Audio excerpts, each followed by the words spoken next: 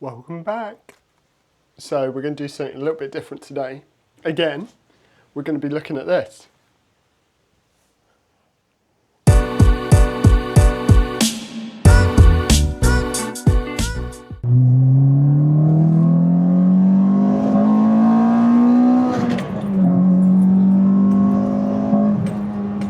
Woo! So the Corolla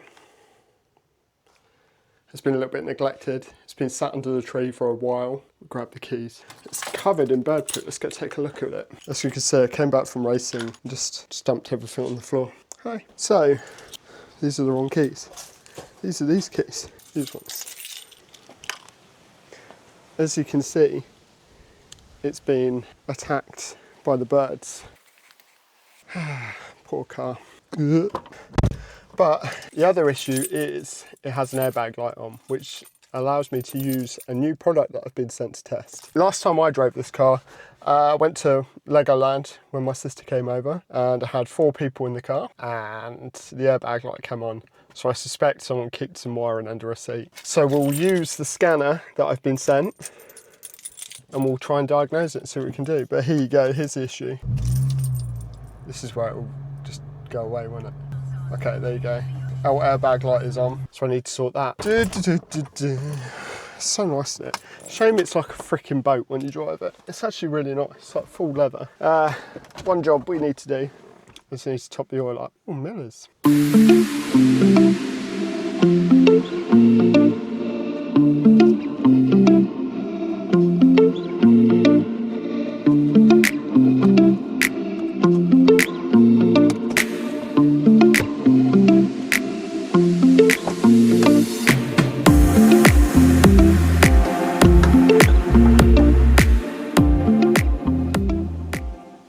Take a look at the old engine, soon to be in that 2ZZ with spiders at no additional cost. We have a leak from the tensioner cover down the back here. I really can't bother to do it if it's going to come out and go in the MR2. So I need to top up the oil first with some Miller's 540 NT, and then next job is clean it. Yeah. Brother, Poor car. It's like freaking pterodactyl has just exploded all over it. Stickers available. If you want a sticker, they're on a shop in the link below. You too could be this cool.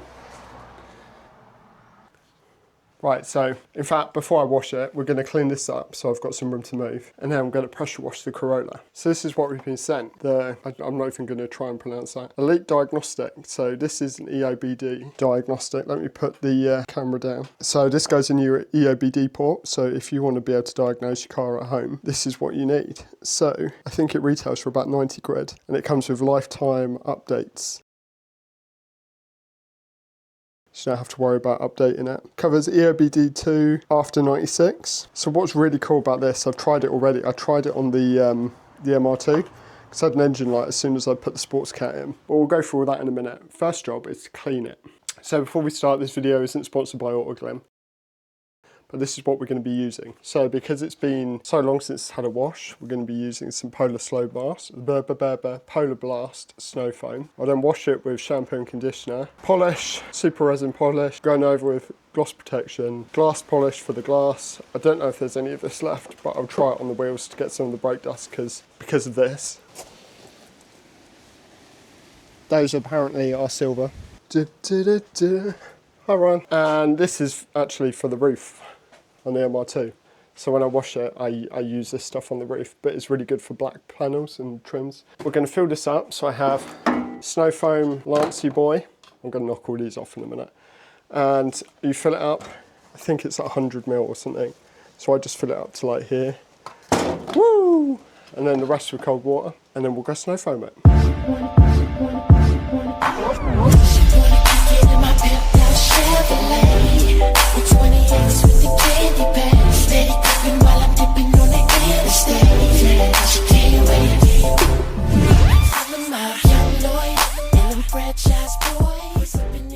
So So we need to leave that for about 10 minutes. So snow foam's a super strong detergent. And what you're going to do is you leave it on for 10 minutes till it's all dripped down. You'll start seeing on the floor a layer of black, what is pulled off the car. It will make the car a lot easier to clean. It will soften up all the dirt and stuff on there, especially the bird poo. Watch. Oh, she drips. And then you should see around here, load of dirt coming off. Hopefully we see this just fall off.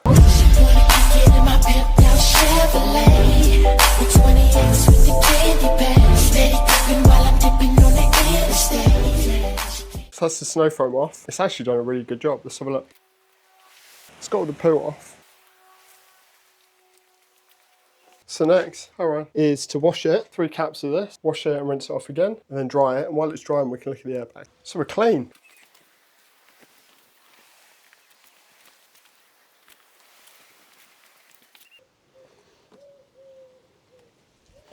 If you're like me and you like working on your car yourself and you don't want to pay hundreds of pounds to a mechanic, then you need one of these to be able to diagnose it yourself at home for free. So we have the EOBD scanner. So it comes in this nice little box. Now I've already set this up. It comes with instructions, like a little instruction book. It comes in this nice little box, well, case.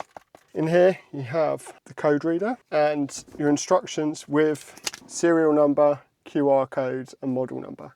So you'll need this when you download the app.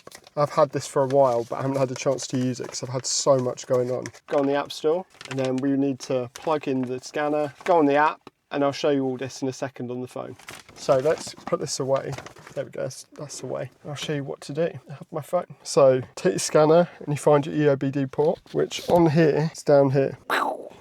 So you just, if you get it the right way around, it's in, it's green, it's connected. So then we need to turn the ignition on, then go to the phone, and it is e-diagnose. Comes up with this screen, all diagnostics, which is like everything. You've also got maintenance instructions. Let's turn the radio off. Right, so on the home screen, all diagnostics, which is everything on the car. Maintenance functions, so if you've got something for electronic handbrake, you need to wind the handbrake back, you can use this. DPF regens, save you going to the garage, use this. OBD functions, so that'll be like your code reading. I don't know what vehicle coverage inquiries. Let's click on it, see what happens. Enter VIN, model selection, Toyota, what is it, Corolla, not COD, Corolla. Scroll all the way down, forever and a day.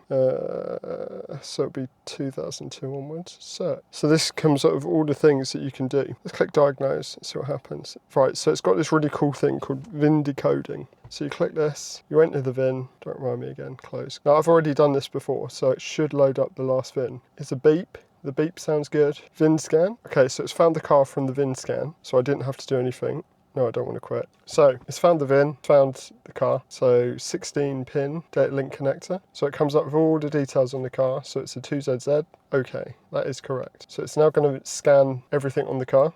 Health report, not done this before. Let's see what happens. So I've got no engine fault codes, no traction control, no ABS, no power steering, 2 faults in the SRS, which is airbags. Read fault codes. So I have a BO111.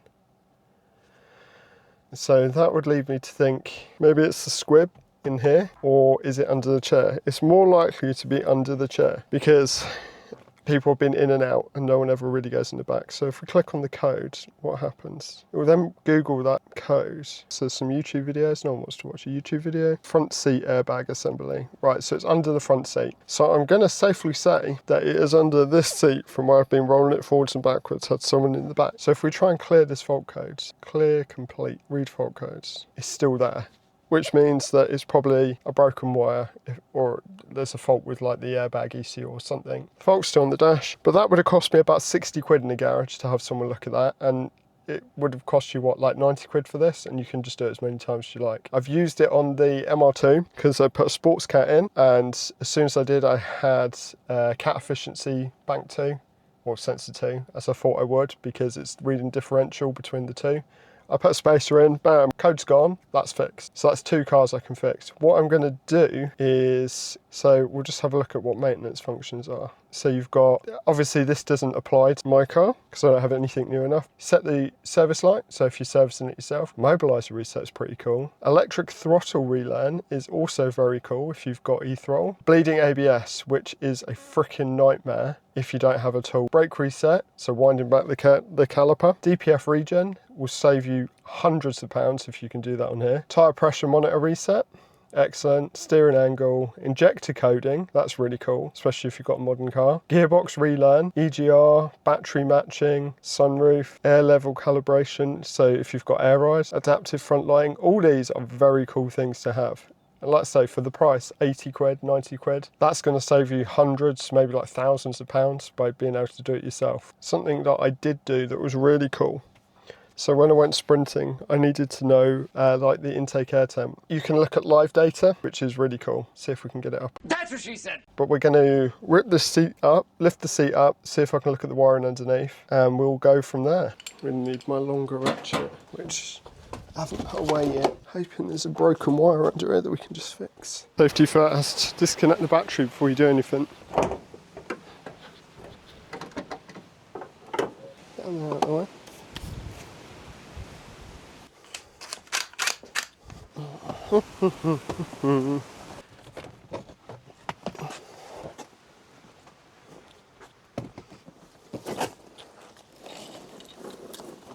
I guess. So there's a broken wire in here, or in here. What have I got a receipt for? Audi. So after a little bit of digging on the internet, it appears there is a fault, a common fault. That doesn't feel too good there, to be fair. There's a fault with the plug, so Toyota did a recall apparently. There is a recoil on this car. I've tried to contact Toyota, but they just ignore me every time I try to ask them about it. So it looks like there's an issue with this plug on the seat side, and they replaced the plug. I'm going to have to put it back together and just hope that taking it apart, and maybe it was high resistance. I might just have a look at this bit here because this feels a bit weird, and then put it back together. So we're all back together. I've tried clearing the fault codes. Fault codes come straight back, so there's obviously an issue there. But I thought I'd show you how to look at live data. So when you're in the car, you go system selection. If we go ECM, ECT, you can then read data stream. And this is everything the ECU can see. So this is where you can get intake air temp. Well, let's have a look at the AC. So I've got a problem with the AC. So it's 82.4 degrees Fahrenheit, whatever that is in, we use degrees C here. Right, so if I try and turn on the aircon, AC signal off, so the button does nothing. Oh, wicked, so you can look at a graph data stream of the air temp. Bit weird, the aircon's a bit weird. It did work, and then I guess it's just run out of gas, but I was hoping it would tell me on here. Oh. So, just not a bad old girl. I mean, look at this is cool. But the pistol resistance, so this is sat-nav. Look at the mileage. 174,736. And it's still, everything, well, except for the airbag light, everything still works. And it sounds mint.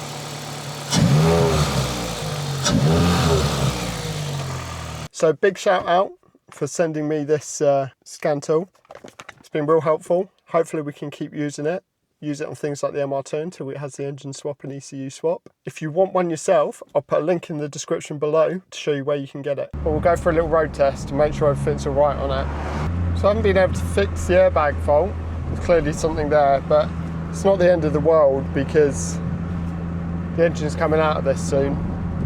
But obviously I've had the battery off. I want to make sure everything's okay. It handles like a boat. So it's on stock shock absorbers with Apex lowering springs. And it looks good, it just handles like a boat. But let's see what it goes like. Might have to pull over, there's a bit too much traffic. Should have brought my sunglasses.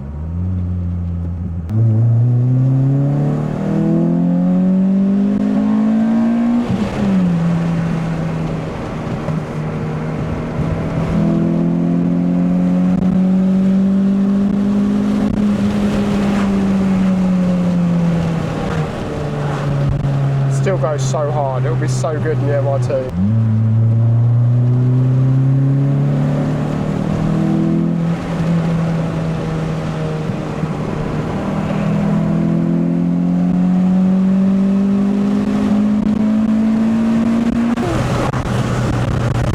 Love that. Give it a little clear out. It's been a while since it's had some lift go on. Got to try and do a roundabout. Oh God, this thing is awful, turning circle. Right. See what it sounds like. The induction kit actually sounds pretty mad on it.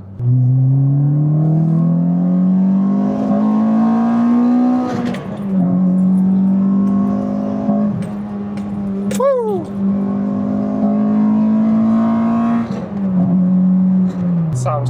brakes suck big time. It's got padded pads on it, they are awful, but it's got 4 new calipers. Yeah, next week we would have had the MR2 1 year, and we would have had the video, start again. Next week we would have had the MR2 for a whole year, and the channel for a whole year.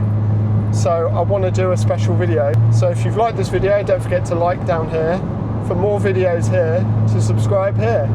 Thanks. I'm still here.